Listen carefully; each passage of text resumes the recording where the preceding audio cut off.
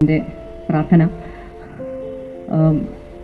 ഇപ്പോൾ ഇവിടെ ഇരിക്കുന്ന പലരെയും, ഞാനടക്കമുള്ള പലരെയും പല അർദ്ധരാത്രികളിലും പല അസമയങ്ങളിലും ഞങ്ങളുടെ വീടുകളിൽ സുരക്ഷിതരായി കൊണ്ടാക്കിയിട്ടുള്ള ഡ്രൈവർമാരുണ്ട്. അപ്പോൾ അതുകൊണ്ട് എല്ലാ സഹപ്രവർത്തകരെയും അങ്ങനെ കുറ്റം പറഞ്ഞിട്ട് കാര്യമില്ല.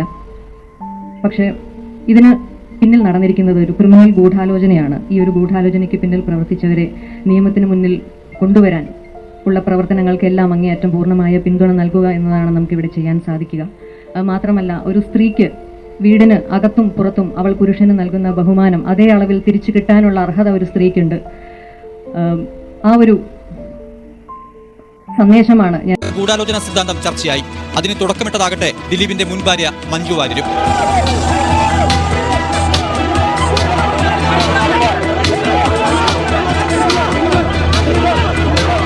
തന്നെ തകർക്കാനാണ് ഗൂഢാലോചനയെന്ന് ദിലീപിന്റെ പ്രതിരോധം. ഈ വഴക്കുന്നവരെ സാക്ഷിയായിട്ട് ഞാൻ പറയുകയാണ്,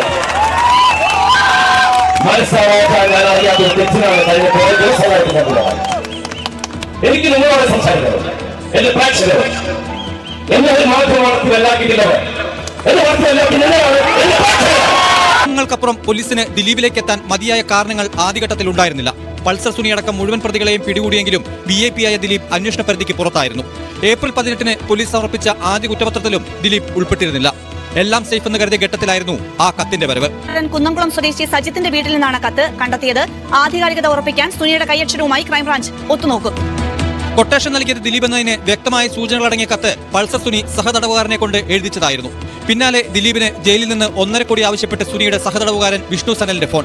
കുരുക്കാകുമെന്ന് ഉറപ്പിച്ച ദിലീപ് DGPക്ക് മുന്നിൽ പരാതിയുമായി എത്തി.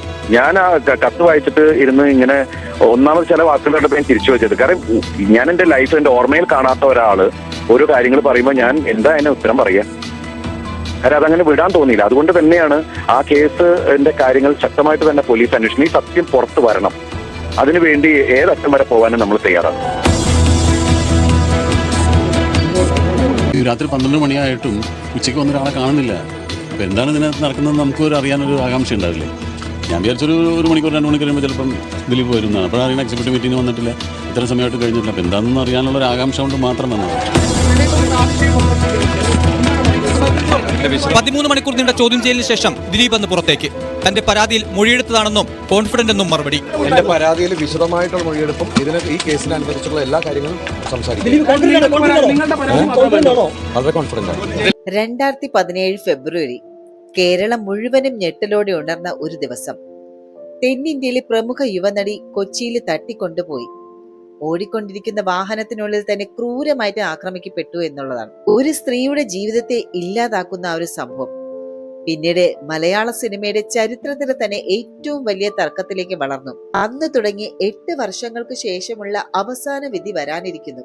അതിന് മണിക്കൂറുകൾ മാത്രം ബാക്കി നിൽക്കെ ഈ കേസിൽ എന്തൊക്കെ സംഭവിച്ചു എന്നും ദിലീപിന്റെ പേര് എങ്ങനെയാണ് വന്നത്, മഞ്ജു വാര്യർ പറഞ്ഞ ആ ഒരു പ്രസ്താവന എന്തായിരുന്നു, എന്താണ് പ്രോസിക്യൂഷന്റെ ഇപ്പോഴത്തെ പ്രധാന വാദങ്ങളെന്നും ഇതെല്ലാം നമുക്ക് വ്യക്തമാക്കുന്ന രീതിയിൽ ഒന്ന് നോക്കാം. നടി ആക്രമിക്കപ്പെട്ടതിന്റെ പിന്നില് വലിയൊരു ഗൂഢാലോചന നടന്നിട്ടുണ്ട് എന്ന് ആദ്യം ആരോപിക്കുന്നത് ദിലീപിന്റെ ആദ്യ ഭാര്യ കൂടിയായിട്ടുള്ള മഞ്ജു വാര്യരായിരുന്നു. ആക്രമിക്കപ്പെട്ട നടിയുടെ അടുത്ത സുഹൃത്തു കൂടിയാണ് മഞ്ജു. നടി ആക്രമിക്കപ്പെട്ടതിന്റെ അടുത്ത ദിവസം കൊച്ചിയിലെ ദർബാർ ഹാളിൽ ചേർന്ന സിനിമാ പ്രവർത്തകരുടെ പ്രതിഷേധ കൂട്ടായ്മയിലൂടെയായിരുന്നു മഞ്ജു ഈ ഒരു ഗൂഢാലോചന ആരോപിച്ചത്. ഇതിന് പിന്നാലെയാണ് ചർച്ചകൾ ദിലീപിലേക്കും എത്തിയത്. പക്ഷേ അന്നാരും ദിലീപിനെ തൊട്ടില്ല. പക്ഷെ മഞ്ജുവിന്റെ ആ ഒരു പ്രസ്താവന ദിലീപിനെ ഏറെ ചിന്തിപ്പിച്ചിരുന്നു. ഈ സാഹചര്യത്തിലാണ് മുഖ്യമന്ത്രി പിണറായി വിജയൻ അടക്കം ദിലീപ് SMS അയച്ചത്. തെറ്റ് ചെയ്യാത്ത ഞാൻ സമ്മർദ്ദത്തിലാണ് എന്നായിരുന്നു ആ ഒരു സന്ദേശം. എന്നാൽ ആ സന്ദേശം പിന്നീട് പ്രോസിക്യൂഷൻ ഗൂഢാലോചനയ്ക്ക് ബലം നൽകുന്ന ഒരു തെളിവായിട്ട് കോടതിയിൽ ഉന്നയിച്ചിരുന്നു. ദിലീപ് അത്രയും അസ്വസ്ഥനായത് എന്തുകൊണ്ടാണ്, എന്താണ് അദ്ദേഹത്തെ സമ്മർദ്ദത്തിലാക്കിയതെന്ന് ഇവയാണ് ഇപ്പോൾ കോടതിയിൽ ചർച്ചയായിട്ടുള്ള കാര്യങ്ങൾ. നടിയെ ആക്രമിച്ച കേസിലെ അന്തിമ വിധി തിങ്കളാഴ്ച വരാനിരിക്കെ വിചാരണ കോടതിയിൽ നടന്ന പ്രോസിക്യൂഷന്റെ വാദങ്ങളും പുറത്തു വന്നിട്ടുണ്ട്. കാവ്യ ദിലീപ് ബന്ധം പുറത്തറിയിച്ചതിലുള്ള ഒരു വൈരാഗ്യമാണ് ആക്രമണത്തിന് പിന്നിലെന്നായിരുന്നു പ്രോസിക്യൂഷന്റെ വാദം.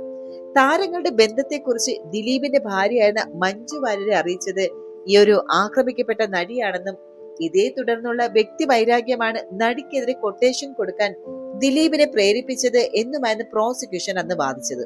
അതുമാത്രവുമല്ല, ദിലീപിന്റെ ഫോണിൽ പല പേരുകളിലാണ് കാവ്യയുടെ നമ്പറുകൾ സേവ് ചെയ്തിരിക്കുന്നത്. രാമൻ, RUK അണ്ണൻ, മീൻ, വ്യാസൻ എന്നീ പേരുകളിലാണ് ഈ നമ്പറുകളെല്ലാം സേവ് ചെയ്തിരിക്കുന്നത്. ഡ്രൈവർ അപ്പുണ്ണിയുടെ ഫോണിലും ദിൽക്ക എന്ന പേരിലാണ് കാവ്യയുടെ നമ്പർ സേവ് ചെയ്തിരിക്കുന്നത്. കാവ്യയുമായിട്ടുള്ള ബന്ധം മഞ്ജു വാര്യരിൽ നിന്ന് മറച്ചു പിടിക്കാനാണ് ഇത്തരത്തിലെ കള്ളപ്പേരുകൾ ഉപയോഗിച്ചതെന്നാണ് പ്രോസിക്യൂഷനും വാദിക്കുന്നത്.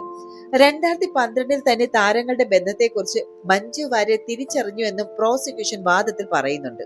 ദിലീപിന്റെ ഫോണിൽ തുടർച്ചയായിട്ട് പല നമ്പറുകളിൽ നിന്ന് മെസ്സേജ് വരുന്നത് മഞ്ജു വാര്യരുടെ ശ്രദ്ധയിൽപ്പെട്ടിരുന്നു. സംശയം തോന്നിയതോടെ ഗീതു മോഹൻദാസിനും സംയുക്ത വർമ്മയ്ക്കുമൊപ്പം മഞ്ജു വാര്യർ നടിയെ പോയി കാണുകയായിരുന്നു. ഇക്കാര്യം മുന്നേ അറിയുന്ന നടി താരങ്ങളുടെ ബന്ധത്തെക്കുറിച്ച് മഞ്ജുവിനോട് തുറന്നു പറഞ്ഞു എന്നാണ് പ്രോസിക്യൂഷന്റെ വാദം. ഇതിന് നടിയോട് ദിലീപിന് തോന്നിയ ഒരു വൈരാഗ്യമാണ് ആക്രമണത്തിലേക്ക് നയിച്ചതെന്ന് പ്രോസിക്യൂഷൻ വാദിച്ചത്. എന്തായാലും നടിയെ ആക്രമിച്ച ഈ ഒരു കേസിൽ ഡിസംബർ 8 വിചാരണ കോടതി വിധി പ്രസ്താവിക്കുന്നത്. എറണാകുളം പ്രിൻസിപ്പൽ സെഷൻസ് കോടതി ജഡ്ജി ഹണി വർഗീസ് ആണ് കേസിൽ വിധി പ്രസ്താവിക്കുന്നത്. പൾസർ സുനി എന്ന സുനിൽ കുമാറാണ് കേസിലെ 1ാം പ്രതിയും നടൻ ദിലീപാണ് കേസിലെ 8ാം പ്രതി. എന്തായാലും 8 വർഷങ്ങൾക്ക് ശേഷമാണ് ഈ ഒരു കേസിൽ വിധി വരുന്നത്. 2018 മാർച്ചിലാണ് വിചാരണ നടപടികളും ആരംഭിച്ചത്.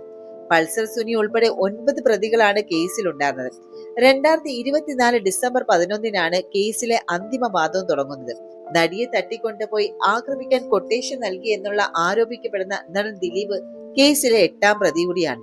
നടിയോട് ദിലീപിന് മുൻ വൈരാഗ്യം ഉണ്ടായിരുന്നു എന്നും ഇതേ തുടർന്നാണ് കൃത്യം ആസൂത്രണം ചെയ്ത് നടപ്പാക്കിയത് എന്നുമാണ് അന്വേഷണ സംഘത്തിന്റെ കണ്ടെത്തൽ. 2017 നവംബറിലാണ് ഈ ഒരു കേസിലെ കുറ്റപത്രം സമർപ്പിക്കപ്പെട്ടത്. കേസിലെ സാക്ഷി വിസ്താരം പൂർത്തിയാക്കാൻ 4.5 വർഷം എടുത്തിരുന്നു.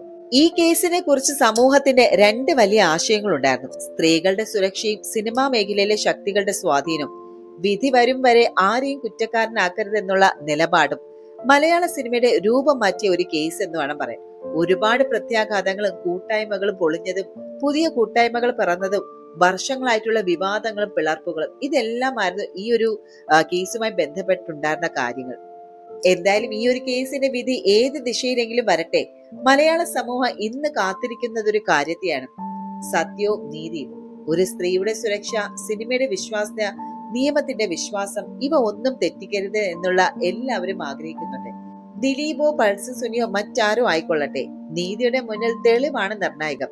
അവസാനം ഈ സംഭവത്തെ മറികടന്ന് സിനിമാ വ്യവസായം കൂടുതൽ സുരക്ഷിതവും ഉത്തരവാദിത്വമുള്ളതുമായിട്ടുള്ള ഒരു ഇടമാകട്ടെ. 8 വർഷമായി വിളിപ്പിക്കപ്പെട്ട സാക്ഷികളും ഉപേക്ഷിക്കപ്പെട്ട തെളിവുകളും ഒഴുകിയ കണ്ണീറും ഉയർന്ന നിലവിളികൾ എല്ലാം ചേർന്ന് ഈ ഒരു കേസിനെ ഒരു വ്യക്തിയുടെ കഥയായിട്ടല്ല, ഒരു വ്യവസായത്തിന്റെ മാത്രം കഥയല്ല, ഒരു സംസ്ഥാനം തന്നെ നോക്കിക്കൊണ്ടിരിക്കുന്ന ഒരു കണക്കെടുപ്പാക്കി മാറ്റി. ദിലീപ് കുറ്റക്കാരനല്ല എന്നുള്ളത് വിധി വരികയാണെങ്കിൽ അദ്ദേഹത്തിന്റെ ജീവിതം തിരികെ കിട്ടും. അതല്ല, ദിലീപ് കുറ്റക്കാരനാണെന്ന് കോടതിക്ക് തോന്നുകയാണെങ്കിൽ ഇത് മലയാള സിനിമയുടെ അധികാര കേന്ദ്രങ്ങളെ തന്നെ തൂക്കും. എങ്കിലും വിശ്വാസം ഒരു കാര്യത്തിലേ ഉള്ളൂ: ന്യായാധിപത്യത്തിന്റെ മുന്നിൽ. തെളിവാണ് ഭാഷ. ഈ വീഡിയോ അവസാനിക്കുമ്പോൾ നാം എല്ലാവരും ഓർക്കേണ്ട ഒരു വരി മാത്രം: ഒരു സ്ത്രീയുടെ സുരക്ഷയും ഒരു വ്യവസായത്തിന്റെ വിശ്വാസത്തെയും ഒരു രാജ്യത്തിന്റെ നീതിതന്ത്രത്തിന്റെ ശക്തിയും ഒന്നും കുലുങ്ങരുത്. എന്തായാലും വിധി എന്തായാലും ഒരു കാര്യത്തിൽ സംശയമില്ല: മലയാള സിനിമ ഇനി പഴയതാകില്ല എന്നുള്ളത്. സത്യം വ്യക്തമായിട്ട് തന്നെ വരട്ടെ, നീതി നിർഭയമായിട്ട് തന്നെ വരട്ടെ. ആക്രമതയുടെയും ആരോപിതന്റെയും ഈ കേസിൽ ജീവിച്ചവർ എല്ലാവരുടെയും അവസാനത്തേക്കുള്ള ആ ഒരു യാത്ര. എന്തായാലും നിങ്ങളുടെ അഭിപ്രായം എന്താണെന്ന് കമന്റ് ബോക്സിൽ രേഖപ്പെടുത്തുക. അതുപോലെ വീഡിയോ ഇഷ്ടപ്പെട്ട ലൈക്ക് ചെയ്യുക, ഷെയർ ചെയ്യുക, ചാനൽ സബ്സ്ക്രൈബ് ചെയ്യാനും മറക്കരുത്.